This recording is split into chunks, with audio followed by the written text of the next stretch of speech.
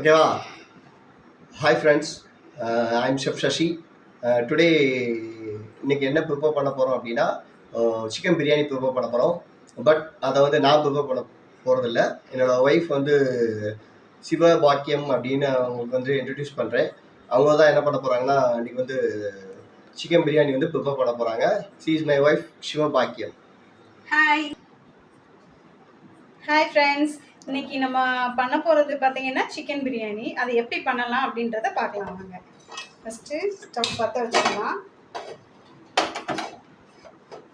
இதில் நான் கடலெண்ணெய், தேங்காய் எண்ணெய், சஃபோலா ஆயில் இந்த மூணுமே மிக்ஸ் பண்ணி வச்சுருக்கேன். அதை ஃபஸ்ட்டு ஊற்றிக்கோங்க. பிரியாணிக்கு தேவை பார்த்தீங்கன்னா கடலெண்ணெயும் தேங்காய் எண்ணெயும் தான் அதோட டேஸ்ட்டே கொடுக்கும். அப்புறம் கீ ஆட் பண்ணுறேன்.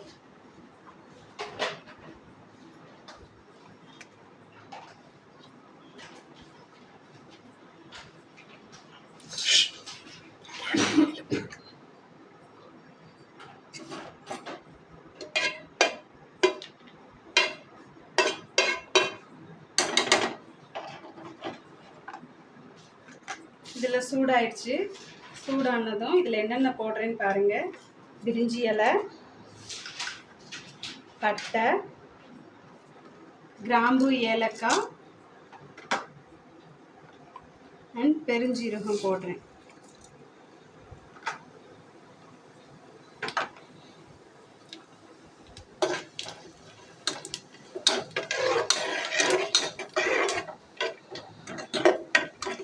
நல்லா பொரியணும்.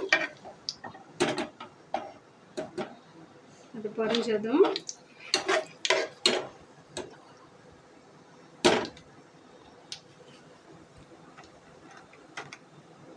பச்சை மிளகாய் போடுறோம்.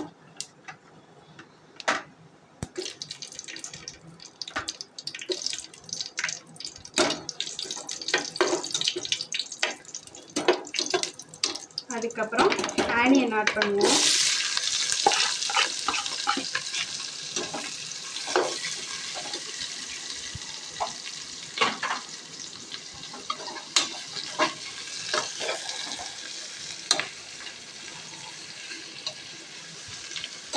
ஆனியன் நல்லா வதங்கணும், கோல்டன் கலரில் வரணும். அப்போ எவ்வளோக்கு எவ்வளோ நம்ம நல்லா வதக்குறோமோ அப்போ தான் அந்த பிரியாணிக்குள்ள டேஸ்ட்டு கிடைக்கும்.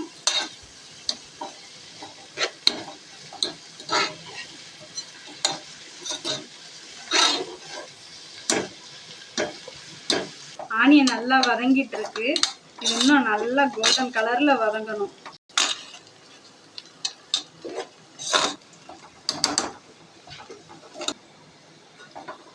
இப்போ ஆனியன் பார்த்தீங்கன்னா நல்லா ப்ரௌன் கலர் ஆயிடுச்சு. இப்போ ஜிஞ்சர் கார்லிக் பேஸ்ட் போடுறேன்.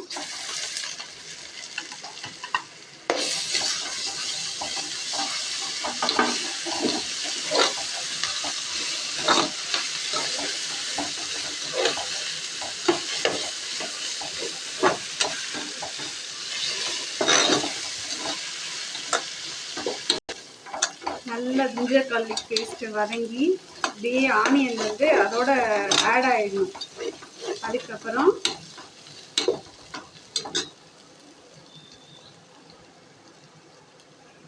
இதில் பார்த்தீங்கன்னா தக்காளி, புதினா, கொத்தமல்லி, மிளகாத்தூள் இதெல்லாம் ஆட் பண்ணி வச்சுருக்கேன். ஏன்னா என் பசங்க வந்து தக்காளி அப்படியே எடுத்து வச்சுருவாங்க. புதினா, கொத்தமல்லி எல்லாத்தையுமே தனித்தனியாக எடுத்து வச்சுருவாங்க. இதில் ஆயில் நல்லா வெளியில் வந்துடுச்சு. ஸோ இதில் கரம் மசாலா நாங்கள் வீட்டிலே பிரியாணி பவுடர் அடித்து வச்சுருக்கேன். அதோட பொடியை போட்டுறேன். பன்னீரும் சிக்கனும் கலந்து மிக்ஸ் பண்ணி வச்சுருக்கேன். அதை சேர்த்துக்கணும்.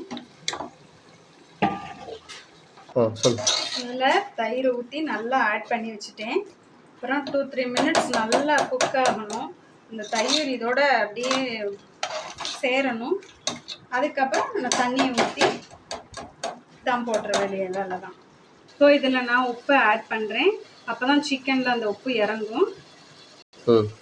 இப்போ நான் தண்ணி ஊற்ற போகிறேன். இப்போ தண்ணி ஊற்றுனதும் தண்ணி நல்லா கொதிச்சு வரணும்.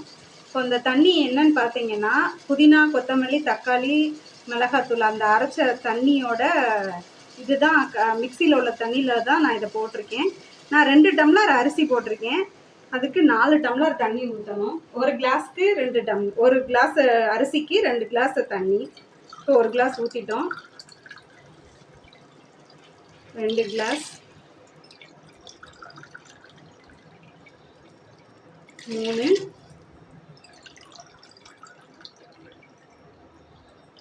4 கிளாஸ் தண்ணி ஊற்றிருக்கு. இது தண்ணி நல்லா கொதிச்சிருச்சு. இதில் ரைஸ் போடுறோம்.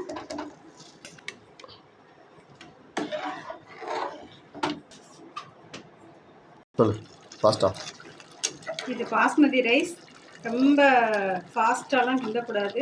ஸ்லோவாக இப்படி அடியில் கூடி இது பண்ணணும். அப்போ தான் அந்த ரைஸ் வந்து உடையாமல் நல்லா இருக்கும். நல்லா கம்மியாயிடுச்சு. இப்போது இதை நம்ம தம்மில் போட போகிறோம். தம் வந்து 15 மினிட்ஸாவது இருக்கணும்.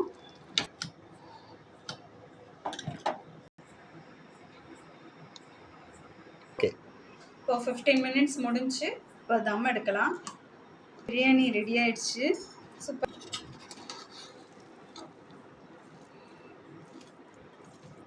ஓகே, இப்போ பிரியாணி ரெடி ஆயிடுச்சு. நல்லா இருக்கும். எல்லாரும் டேஸ்ட் பண்ணி பாருங்கள். ஓகே. இன்றைக்கி வந்து என்னோடய ஒய்ஃப் வந்து சிக்கன் பிரியாணி ப்ரிப்பேர் பண்ணாங்க. இப்போ வந்து நான் டேஸ்ட் பண்ண போகிறேன்.